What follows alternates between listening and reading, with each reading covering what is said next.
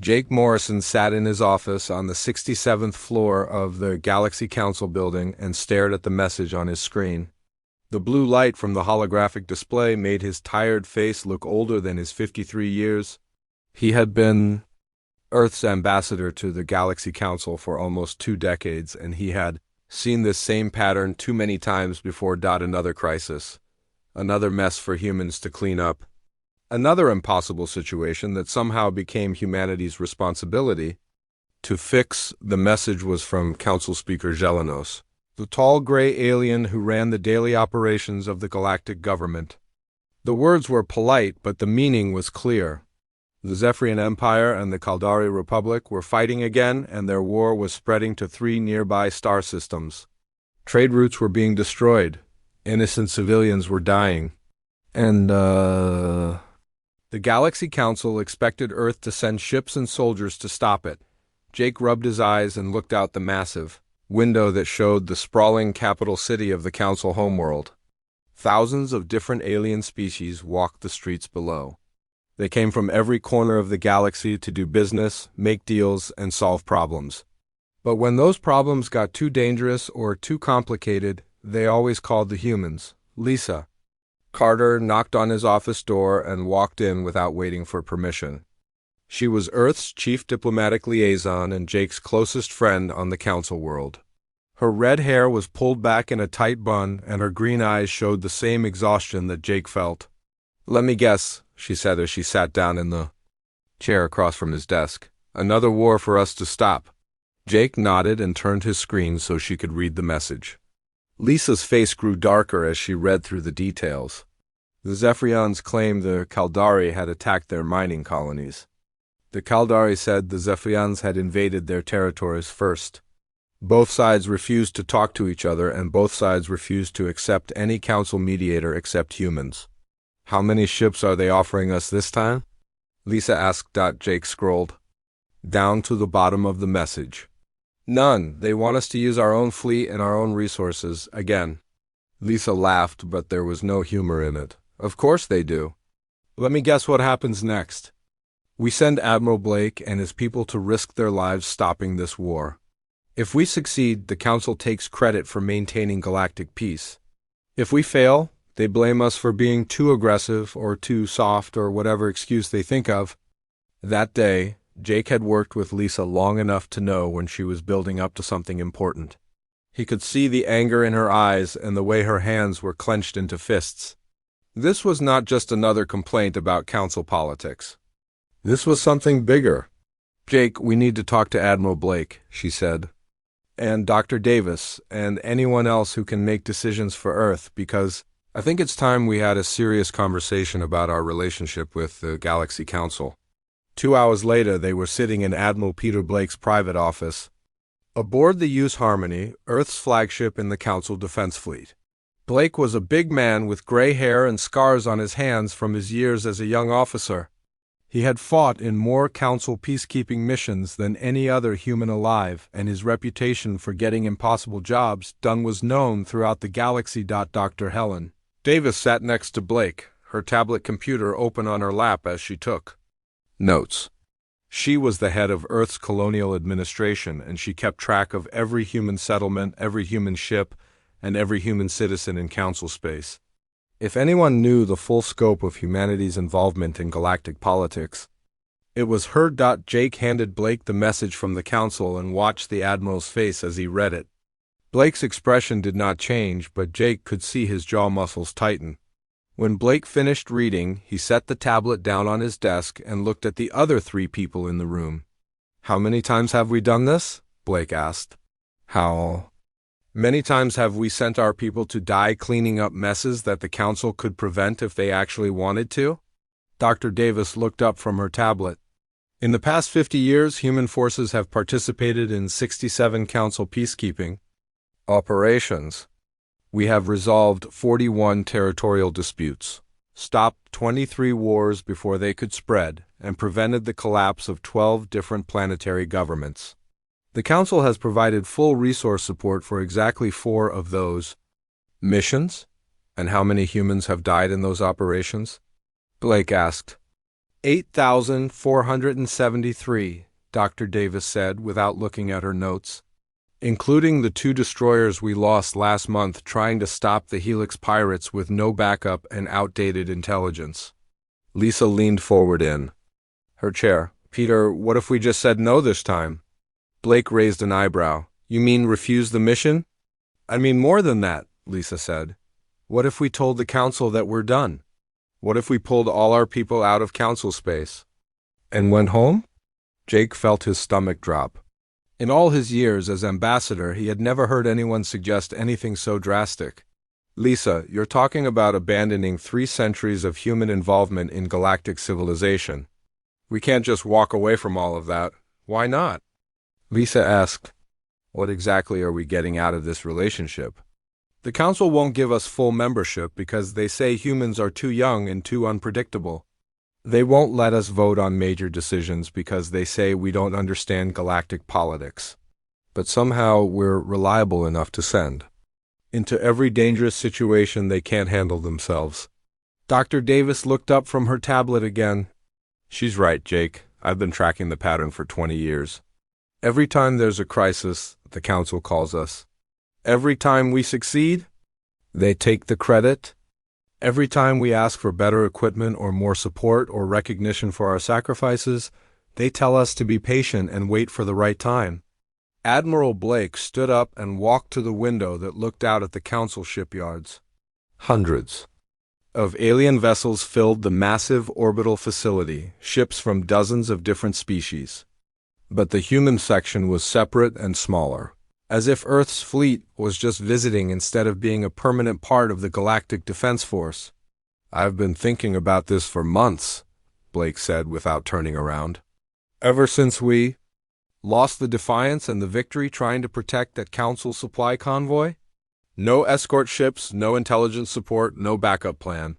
Just 2 human destroyers against a pirate fleet twice their size because the Council couldn't be bothered to send anyone else. He turned back to face the others. What if Lisa's right? What if we just packed up and went home? Jake shook his head. The galaxy needs us, Peter. There are human colonies throughout Council space. There are millions of humans living and working on alien worlds. We can't just abandon them. We wouldn't be abandoning them, Dr. Davis said. We would be bringing them home, every human settlement in Council space, every human research station, every human family. We could evacuate everyone back to Earth's solar system. That would take years, Jake said.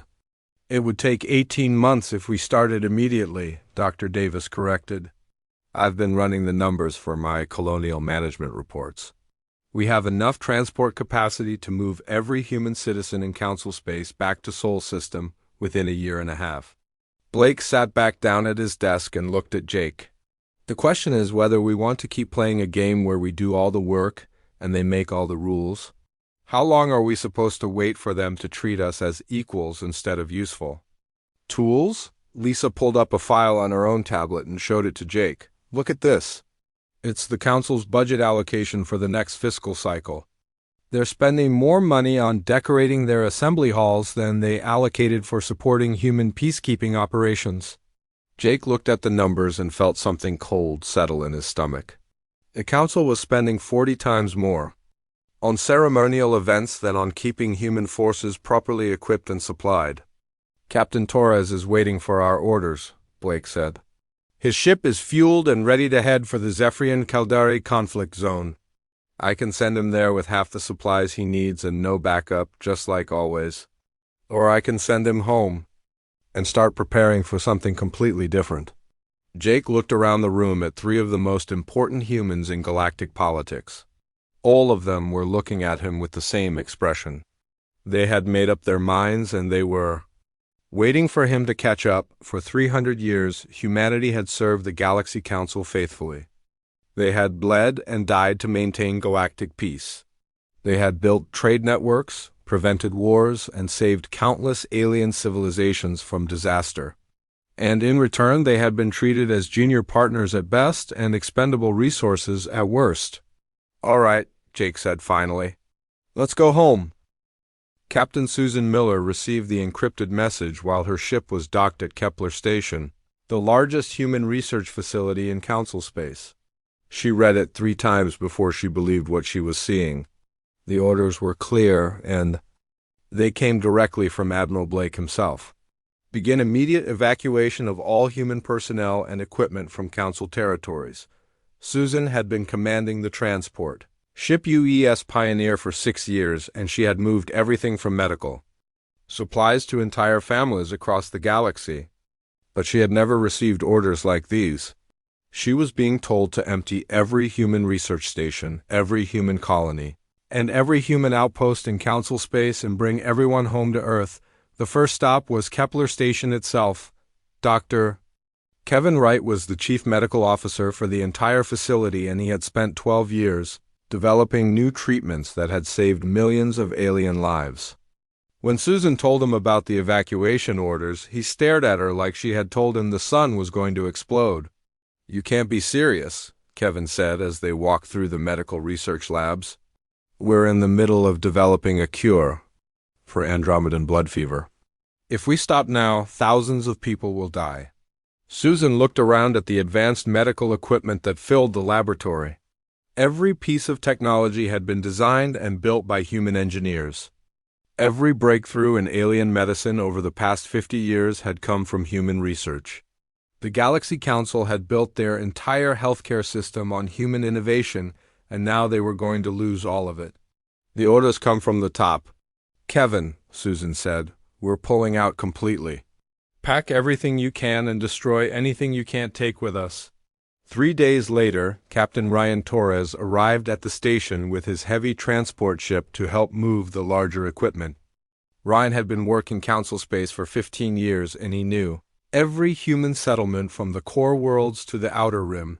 He had friends and family scattered across dozens of star systems, and the thought of abandoning them all made his chest feel tight. "How many people are we talking about?" Ryan asked Susan as they reviewed the evacuation lists.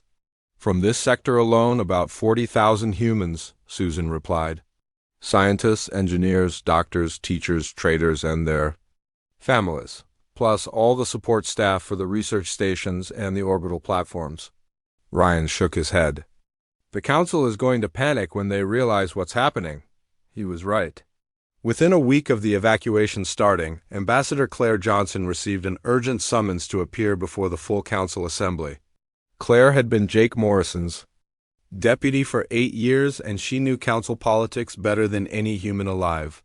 She also knew that this meeting was going to be very unpleasant. The Council chambers were packed with representatives from every major species in the galaxy. Claire walked to the human delegation's platform and waited for Council Speaker Gelenos to begin the session. She could feel hundreds of alien eyes watching her, and she could hear the nervous whispers that filled the massive room. "Ambassador Johnson," Gelenos said in his deep, formal voice, "the Council has received disturbing reports about human activities in several star systems. Our sources indicate that humans are abandoning their assigned positions and removing critical infrastructure without authorization. Please explain these actions." Claire stood up and activated her translation device so that every species in the chamber could understand her words. "Council Speaker, I am here to deliver an official message from the government of Earth and all human territories. Effective immediately, humanity is withdrawing from all Council obligations, partnerships, and territorial assignments. We are returning to Earth's solar system, and we will no longer participate in Council operations." The chamber erupted in noise. Aliens were shouting in dozens of different languages, and Claire could see panic spreading across the assembly. Council Speaker Gelenos hit his ceremonial staff against the floor several times before the room became quiet enough for him to speak. "This is unacceptable," Gelenos said. "Humans have contractual obligations to maintain their assigned positions. You cannot simply abandon your duties without consequences." Claire smiled, but there was no warmth in it. "Council Speaker, perhaps you should review those contracts more carefully. Humans have never been full members of this council. We have never had voting rights or decision-making authority. We have been classified as associate contributors for 300 years. Associate contributors can withdraw their participation at any time with 30 days' notice. I am providing that notice now. Elder Vextar of the Hegemony stood up from his platform. He was an ancient alien who had been part of the Council for over 2 centuries, and his opinion carried enormous weight in Council politics. This is clearly an emotional reaction to recent events. Humans are known for their unpredictable behavior.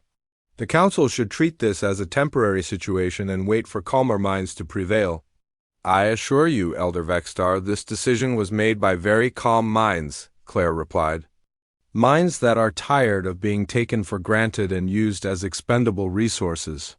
The withdrawal has already begun, and it will be completed within 18 months. At that same moment, General Matt Cooper was establishing humanity's new defensive perimeter around Earth's solar system. Matt commanded the largest human fleet in Council space, and his ships had been protecting trade routes and alien colonies for decades. Now those same ships were forming a protective barrier around the only star system that humans could truly call home. New standing orders for all vessels, Matt announced over the fleet communication system.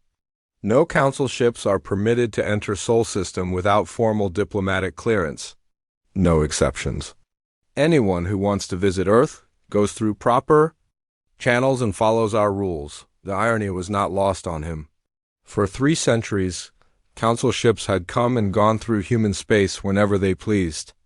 They had established bases, mining operations, and research facilities without asking permission from Earth's government. They had treated human territory like their own property and human resources like free supplies. Now the roles were reversed. If the Council wanted access to human space, they would have to ask Nusley and wait for an answer. Back at Kepler Station, Engineer Danny Brooks was leading the demolition teams that were dismantling everything humans had built in Council space. Danny had spent 20 years designing and constructing the orbital platforms that served as the backbone of the Council's industrial infrastructure. He knew exactly how everything worked because he had built most of it himself. Strip everything useful and destroy the rest, Danny told his teams. We're not leaving anything behind that they can use to replace us. The work was methodical and thorough. Every piece of human technology was either loaded onto transport ships or reduced to scrap metal. Every computer system was wiped clean. Every manufacturing facility was shut down and dismantled. If the Galaxy Council wanted to maintain their industrial capacity without human help, they would have to figure out how to do it from scratch. Dr. Nancy Green was overseeing the evacuation of the biological research stations where she had spent 15 years studying alien diseases and developing treatments.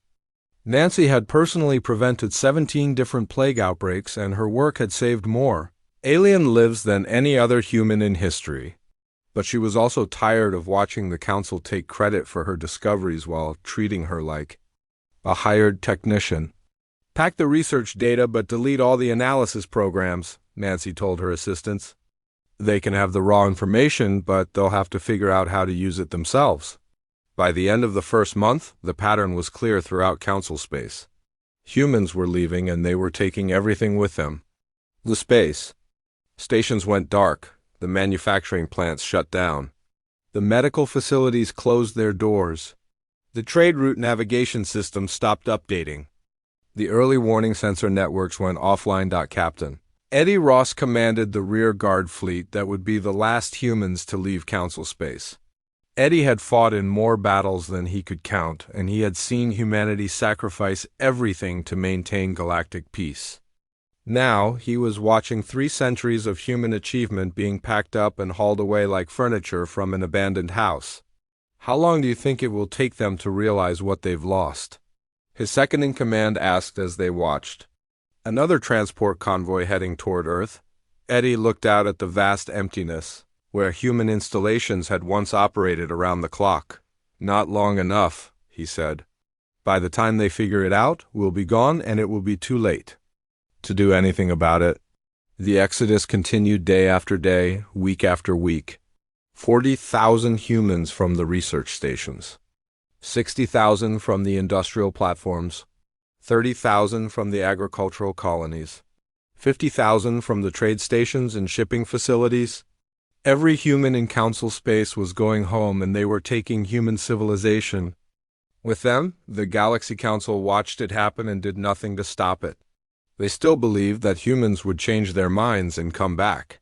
They still thought this was just another human tantrum that would blow over if they waited long enough. They were wrong. 6 months after the humans left, the first crisis hit the Galaxy Council harder than anyone had expected. The Zephyrian-Caldari conflict that had started the whole mess was now a blazing war that had spread to 5 different star systems. Without human negotiators to force both sides to the bargaining table, the fighting had grown worse every week. Council Speaker Zelenos stood in his private office and stared at the battle reports that covered his desk. 3 major trade routes were completely shut down. 2 entire planets had been evacuated. The economic damage was already in the trillions of credits, and there was no end in sight. Where are our other mediators? Zelenos asked his chief of staff, a nervous alien named Krell who had been shuffling papers for the past hour. Sir, we have contacted every experienced diplomat in Council space, Krell replied. The Zephyrians refuse to meet with anyone from the hegemony because they claim the hegemony supports the Caldari. The Caldari won't talk to anyone from the core worlds because they say the core worlds are biased toward the Zephyrians. Both sides say they will only negotiate with neutral mediators. And who counts as neutral? Zelenos asked, though he already knew the answer. Humans, sir, only humans. But humans are gone. At the same time, Dr. Nancy Green was relaxing in her new laboratory on Earth when the emergency communication arrived from the Andromedan sector. The message was from Dr. Skelter, the Andromedan government's chief medical officer and someone Nancy had worked with for over a decade. Nancy, please, you must help us, the message said. The red fever has returned and it's spreading faster than we have ever seen. We have tried to replicate your treatment protocols, but something is wrong. The medicine that used to work is not working anymore. People are dying and we don't know what to do. Nancy looked at the desperate message and felt a familiar tug of sympathy. She had spent years of her life developing treatments for Andromedan diseases, and she genuinely cared about the people she had helped. But she also remembered the last time she had requested additional funding for her research, and the council had told her that human projects were not a priority. She recorded a brief response. Dr. Skelter, I am sorry to hear about the outbreak. I have sent you all of my research data and treatment protocols. Unfortunately, I am no longer available to provide direct assistance. I suggest you contact the Galaxy Council's medical division for support. What Nancy did not tell Dr. Skelter was that her treatment protocols were useless without the specialized analysis programs that she had developed over 15 years. The Council had the raw data, but they had no idea how to modify the treatments for new strains of the disease. It was like giving someone a recipe written in a language they could not read. Captain Tony Fisher was enjoying his retirement on a small farm outside Denver when he received similar messages from 3 different shipping companies. Tony had spent 25 years mapping safe routes through the dangerous Nexus storm region, an area of space where gravitational anomalies and energy storms made navigation almost impossible. The messages all said the same thing. Merchant ships were getting lost in the Nexus region, and some of them were never being found again. The shipping companies had tried to use the old navigation charts that Tony had filed with the Council, but the storms changed constantly, and the charts were already out of date. Can you come back just for a few months to update the charts? One message asked. We are losing millions of credits worth of cargo every week. Tony deleted the messages without responding. He remembered working for months to convince the Council to fund a permanent navigation station in the Nexus region. The Council had said it was too expensive and not important enough. They had preferred to rely on Tony's personal expertise instead of building proper infrastructure. Now they were discovering what happened when that expertise was no longer available. Commander Kelly Price was teaching at the new Human Defense Academy when her former assistant contacted her from the Council's Early Warning Center. Kelly had spent 18 years building and managing the sensor network that watched for threats throughout Council space.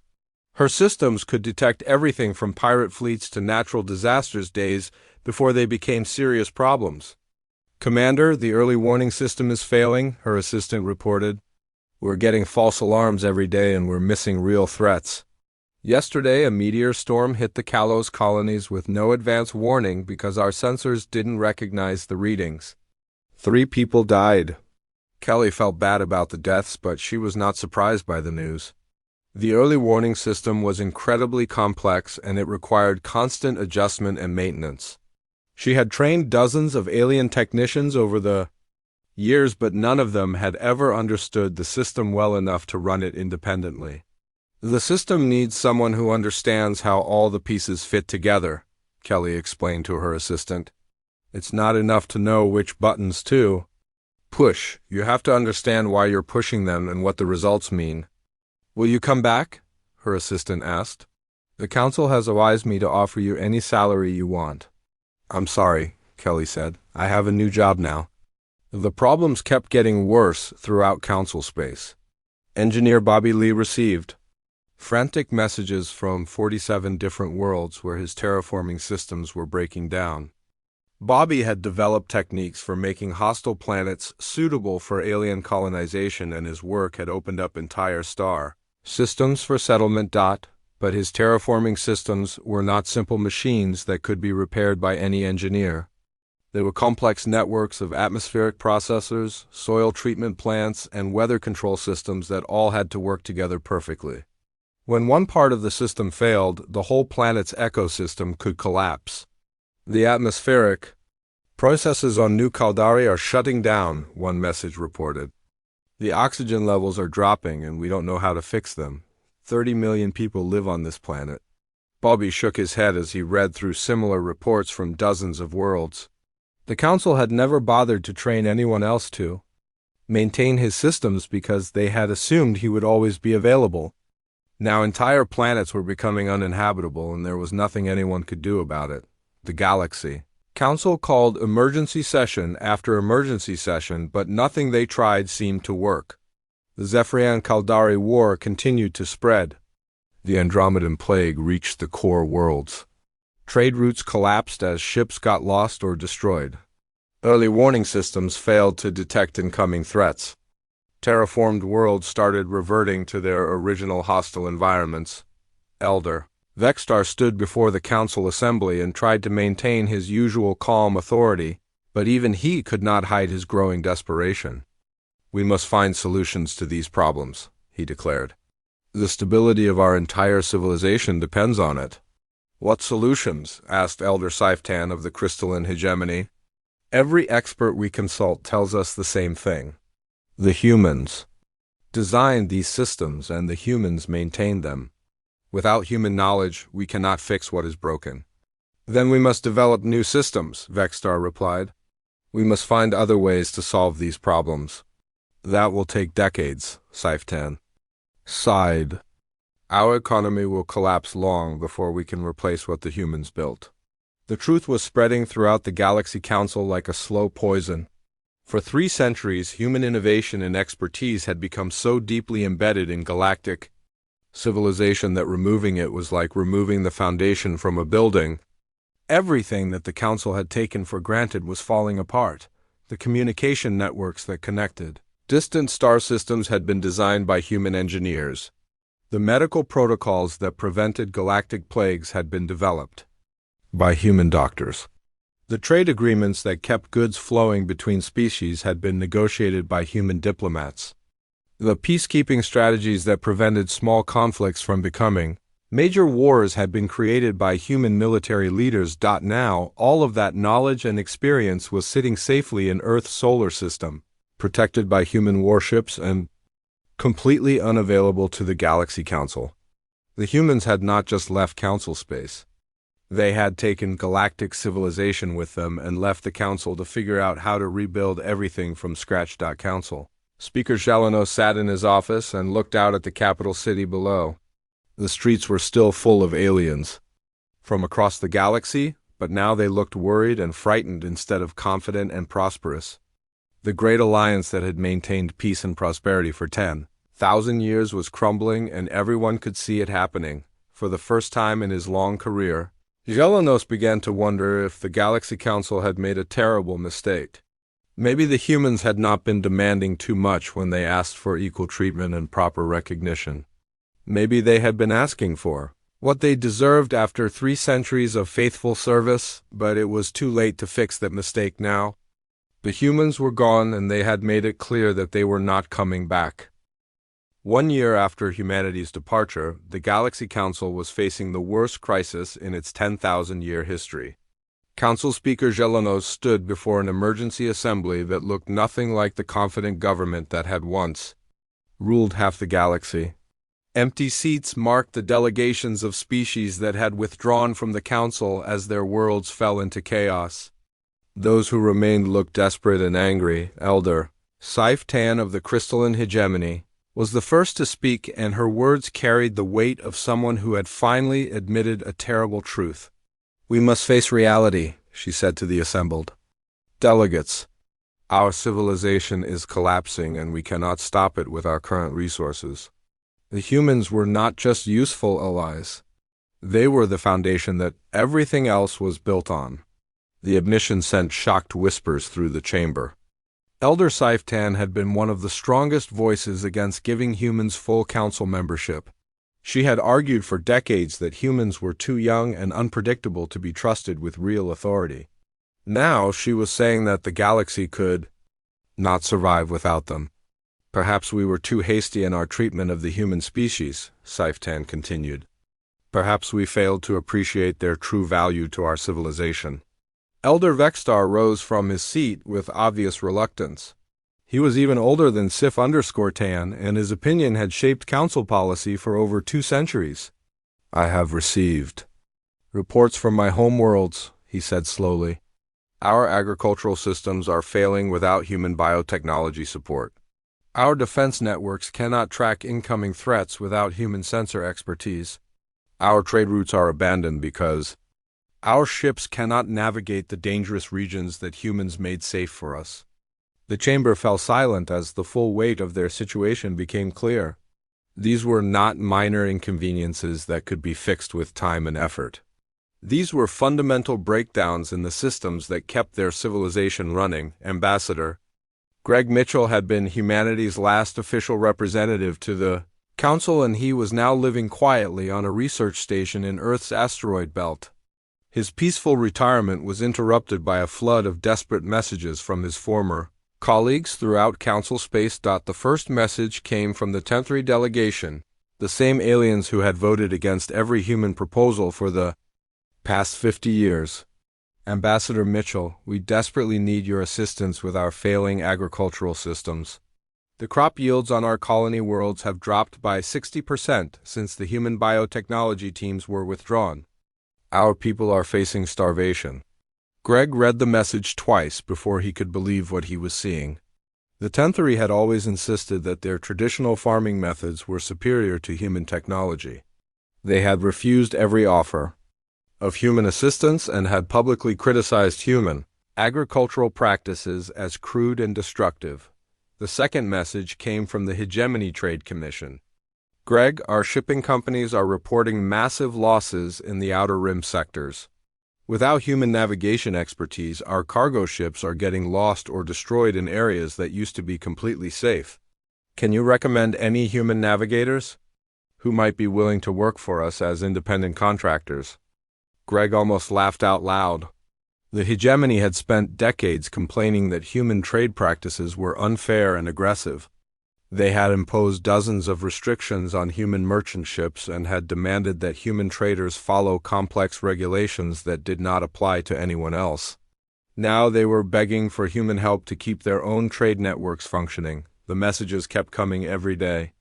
Former council colleagues asking for human medical expertise to fight diseases they could not treat. Military leaders requesting human tactical advisors to deal with conflicts they could not resolve. Scientists begging for access to human research. Data they could not understand. Each message offered larger payments and better terms than the last. Each message promised that this time would be different and that humans would be treated with proper respect and appreciation.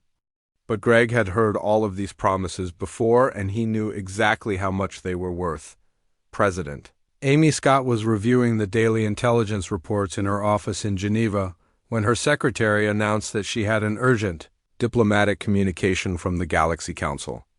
Amy had been elected as the first president of the newly independent Human Federation, and she had spent the past year building a government that could function without any alien influence or interference. President Scott, the message began in Council Speaker Gelano's formal voice.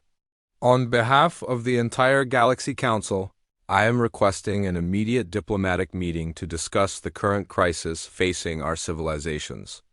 We believe that renewed cooperation between the Council and humanity would benefit all parties involved. Amy read through the rest of the message and shook her head. The Council was offering to discuss mutually beneficial partnerships and enhanced cooperation agreements, but they were still not offering the one thing that humans had wanted for 3 centuries. They were still not offering full and equal membership in the Council government. Please reconsider your withdrawal from galactic civilization, the message continued. The galaxy needs human expertise and innovation. We are prepared to negotiate new agreements that address your previous concerns. Amy dictated a brief response.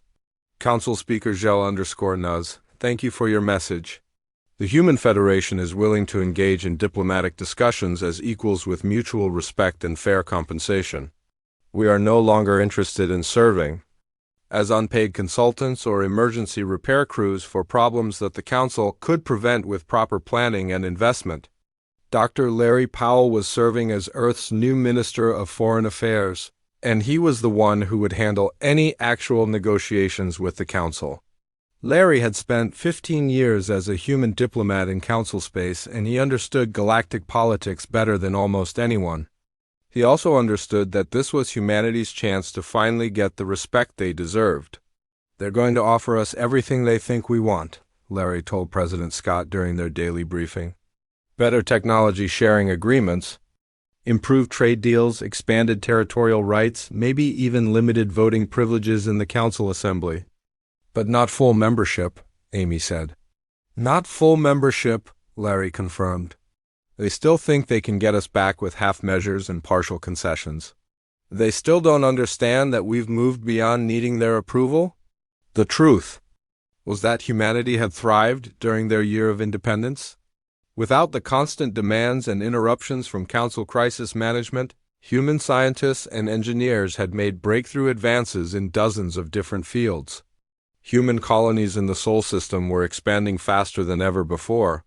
Human technology was advancing at a pace that would have been impossible while serving the Council's endless emergency needs. Dr. Julia Adams was leading the team that was designing humanity's new civilization model, and her reports showed remarkable progress. We're not just surviving without the Council, she told President Scott. We're doing better than we ever did while we were part of their system. The economic data supported her conclusions. Human productivity was up 40%. Scientific research output had doubled. Manufacturing efficiency had increased by 60%. Population growth was at the highest level in a century. Every measure of human development showed dramatic improvement since leaving Council space. Why is this happening? President Scott asked. Because we're working for ourselves instead of working for them, Dr. Adams explained. Every hour of human effort used to go toward solving someone else's problems or cleaning up someone else's mistakes. Now we're using that same effort to build our own future. Meanwhile, the Galaxy Council was discovering just how much they had relied on human problem-solving abilities. Every crisis that arose seemed to require exactly the kind of creative thinking and rapid adaptation that humans excelled at. The other Council species were excellent at maintaining stable systems and following established procedures, but they struggled with unexpected challenges and novel solutions. The Zephyrian Caldari War had now spread to 8 star systems and showed no signs of stopping. The Andromedan plague had reached the core worlds and was killing thousands of people every day. Economic collapse was spreading through the outer rim as trade routes remained closed. Dozens of terraformed worlds were becoming uninhabitable as Their life support systems failed without proper maintenance. Each new crisis made it clearer that the Galaxy Council had built their entire civilization around human capabilities. They had become so dependent on human expertise that they could not function without it. The great galactic alliance that had seemed so strong and permanent was revealing itself to be as fragile as a house of cards. Council, Speaker Gilles_Nuz received daily reports that made the situation sound worse than the day before. His advisors kept suggesting more desperate measures to bring the humans back. Some proposed offering them their own sector of space to govern independently. Others suggested giving them permanent seats on the Council's ruling committee. A few even suggested offering them co-leadership of the entire galactic government, but Gel_Nuz was beginning to understand that it might already be too late for any of those offers. The humans had found something better than being junior partners in someone else. 5 years had passed since humanity's withdrawal from Council space, and the galaxy looked nothing like it had before. Admiral Eddie Ross stood on the observation deck of the defense station that guarded the edge of Sol System and watched another group of Council refugee ships approach Earth's borders. Some would be granted temporary sanctuary, others would be turned away, but all of them represented the collapse of the civilization that had once ruled half the galaxy. Eddie had been promoted to Admiral of the Human Defense Fleet after Admiral. Blake retired to spend time with his grandchildren on Mars. Eddie's job was to protect humanity's borders and decide who was allowed to enter human space. It was a job that required him to make hard choices every day as more and more aliens fled the chaos that had consumed their former homes. Another convoy from the hegemony sector, his communications officer reported. They're requesting emergency asylum. Their homeworld's life support systems are failing and they have nowhere else to go. Eddie looked at the sensor readings that showed 12 ships packed with desperate refugees. These were not soldiers or politicians who had created the problems that destroyed their civilization. These were ordinary families who had lost everything through no fault of their own. But Eddie also knew that Earth's resources were not unlimited, and that taking in too many refugees could create problems for humanity as well. Grant them temporary sanctuary in the outer stations, Eddie decided. Standard humanitarian protocols. Medical care, food, and shelter for 90 days while they make arrangements to settle somewhere else. The irony was not lost on him. For 3 centuries, humans had been the ones asking for help and being told to wait their turn or follow proper procedures. Now the roles were reversed and humans were the ones with the power to grant or refuse assistance to desperate aliens. At the same time, Council Speaker Gelenos was making his final desperate journey to Sol System aboard the flagship Eternal Harmony. The massive ship that had once been a symbol of galactic power and unity was now barely functional. Half of its systems had failed. Without human maintenance, and its crew was working around the clock just to keep it moving through space. Zhel_Nuz had aged terribly over the past 5 years. The constant stress of watching his civilization collapse had turned his gray skin almost white, and his once commanding voice had become weak and uncertain. He was no longer the confident leader who had dismissed humanity's complaints as temporary tantrums. He was a broken politician making one last attempt to save what remained of his government. "Are you certain that President Scott will agree to meet with us?" he asked his aide for the 100th time during the journey. "She has agreed to the meeting, sir," his aide replied. "But she has made it clear that the terms will be set by the Human Federation, not by the Council." President Amy Scott was now serving her 2nd term as leader of the Human Federation, and she had spent 5 years building the strongest and most prosperous human civilization in history. The independent human government controlled not just Earth's solar system, but a growing network of colonies and research stations that stretched throughout local space under her leadership. Humanity had achieved everything that had been denied to them during their time serving the Galaxy Council. Human science and technology had advanced by centuries. Human culture and arts had flourished without alien interference. Human population and prosperity had reached levels that would have been impossible while dedicating their resources to solving Other species problems. When the meeting was finally arranged, it took place not in some neutral location, but in the presidential palace in Geneva, on humanity's homeworld, under humanity's rules. Council Speaker Gilles_Nuz arrived with a small delegation that looked tired and defeated. President Scott welcomed them with polite courtesy, but without any of the deference that humans had once shown to council leadership. Council Speaker, thank you for coming such a long distance, President Scott said as they sat down in her private meeting room. I understand that you have a proposal to discuss. Gilles_Nuz cleared his throat and tried to summon some of his old authority. President Scott, the Galaxy Council is prepared to offer humanity full membership with complete voting rights, territorial autonomy, and shared leadership responsibilities.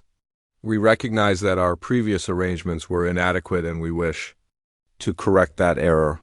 President Scott looked at him with the same expression she might use when examining an interesting but irrelevant historical artifact. That is a generous offer, Council Speaker. 5 years ago, we would have accepted it gladly. 3 years ago, we might have been willing to negotiate the terms. And today? Gilles_Nuz asked, though he could already guess the answer from her tone. Today. We have no interest in joining an organization that took 3 centuries to recognize our value and only made the offer after their civilization collapsed without us, President Scott replied. We have built something better than what you are offering. Dr. Julia Adams had been invited to the meeting to present the evidence of humanity's progress during their independence. She stood up and activated a holographic display that showed the remarkable transformation of human civilization over the past 5 years. Human colonies now span 47 star systems, Dr. Adams reported. Our population has grown by 30%. Our technological capabilities have advanced more in 5 years of independence than they did in 50 years of council membership. Our quality of life indexes are at the highest levels in recorded human history. She changed the display to show comparative data from council space. Meanwhile, galactic civilization has lost 60% of its economic capacity. Over 200 worlds have become uninhabitable due to failing infrastructure. The major trade networks have collapsed. 57 species have withdrawn from council membership and established independent governments. Gilles_Nuz stared at the data with growing despair. Everything Dr. Adams was saying confirmed what his own intelligence reports had been telling him for months. The Galaxy Council was not just weakened or temporarily disrupted. It was dying, and nothing they could offer would be enough to save it. What would it take for humanity to reconsider? He asked desperately. We are willing to discuss any terms you might propose. President Scott stood up and walked to the window that looked out over the thriving city below. Council Speaker, I think you misunderstand our position. We are not negotiating with you because we need something from the Council. You are here because the Council needs something from us. She turned back to face him. For 300 years, humanity served the Galaxy Council faithfully. We bled and died to maintain galactic peace. We solved every crisis and prevented every disaster that threatened your civilization. And in return, we were treated as junior partners at best and expendable resources at worst. We acknowledge that mistakes were made, Gilles_Nuz said weakly. Mistakes? President Scott repeated. Council Speaker, what happened was not a series of mistakes. It was a deliberate policy of exploitation that continued for 3 centuries.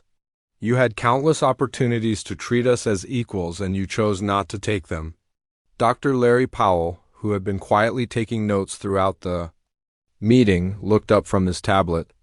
The Human Federation has established new relationships with 17 different species who withdrew from council membership. We are building a new model of interstellar cooperation based on mutual respect and shared benefits. We no longer need the Council's approval or membership to thrive in galactic civilization. The meeting continued for several more hours, but the outcome never changed.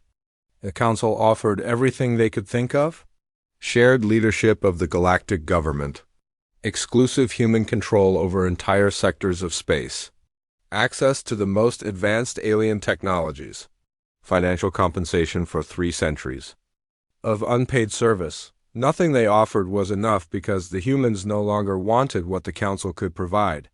They had discovered that independence and self-determination were more valuable than any membership in someone else's empire. As the council delegation prepared to leave, President Scott delivered humanity's final statement.